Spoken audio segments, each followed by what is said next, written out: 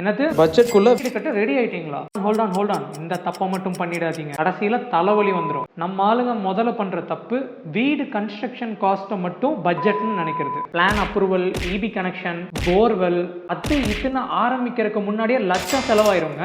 உங்க கையில பாக்கெட்ல இருக்க பணத்துல இருந்து ஒரு 20% முன்னாடியே எடுத்து வச்சுக்கோங்க தனியா. சரி, இதுல எப்படி மிகப்பெரிய சேவிங்ஸ் பண்றதுன்னு பார்க்கலாம். ஃபவுண்டேஷன் ஆரம்பிக்கும் போதே உங்க லோக்கல் டீலர்ஸ் கிட்ட cement, steel bulk booking advance பேசுங்க. கன்யூஸா ரேட் ஏறினாலும் உங்களுக்கு ப்ரீ புக்டு பிரைஸ்ல மேக்ஸிமம் பண்ணி தருவாங்க. டெலிவரியை மட்டும் ஸ்டேஜ் பை ஸ்டேஜ் வாங்கிக்கலாம். இங்கேயே சாலிடா பல ஆயிரங்கள் மிச்சமாகும். கடைசி விஷயம், நீங்க வீடு பூசுற வரைக்கும் தான் இது நம்ம சொன்ன பேச்ச கேட்கும். டைல்ஸ், லைட்டிங், இன்டீரியர்னு வந்தா பட்ஜெட் ராக்கெட் மாதிரி பறக்கும். ஸோ ஸ்ட்ரக்சர்ஸ்க்கு எக்ஸ்ட்ரா சாப்பிடாம ஃபினிஷிங் ஐட்டம்ஸோட பட்ஜெட்டை இப்பவே லாக் பண்ணுங்க. ஃபேன்சி ஐட்டம்ஸ்ல தான் காசு சேதாரமாகும் ப்ரோ.